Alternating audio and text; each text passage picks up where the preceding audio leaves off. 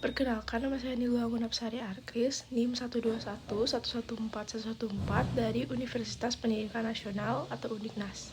Di sini saya akan menjawab pertanyaan dari Ibu Mary. Industri rokok termasuk pasar oligopoli. Pasar oligopoli merupakan pasar persaingan yang tidak sempurna. Penentuan pasar oligopoli ini tidaklah semata-mata dilihat dari jumlah industri yang ada di pasar, melainkan lebih ditekankan pada penguasaan pasar dari industri yang ada. Walaupun jumlah industri banyak, tetapi hanya sedikit industri yang terlibat dalam persaingan. Kenaikan bea cukai pada industri rokok berdampak sangat penting pada teori penawaran dan permintaan. Mengapa? Karena bila bea cukai naik, maka harga rokok akan semakin tinggi. Sebelumnya, saya akan menjelaskan apa itu teori penawaran dan teori permintaan. Teori penawaran adalah jika harga barang atau jasa naik, maka pemasoknya akan semakin banyak. Lalu, jika harga barang atau jasanya turun, maka pemasoknya akan semakin sedikit.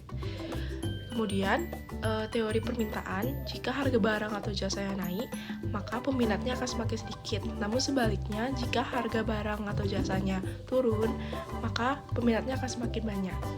Jadi, dapat disimpulkan, jika ada yang kenaikan bea cukai pada rokok, maka permintaannya akan menurun karena harga rokok semakin tinggi.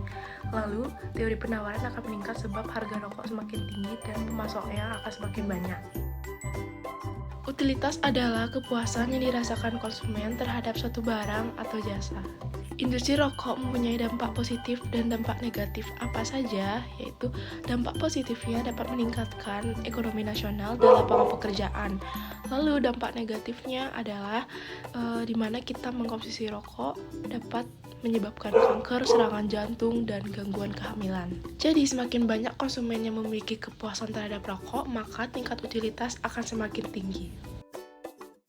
Yang bisa saya simpulkan adalah jika bea cukai naik, maka harga rokok akan semakin tinggi dan bisa saja peminatnya akan menurun.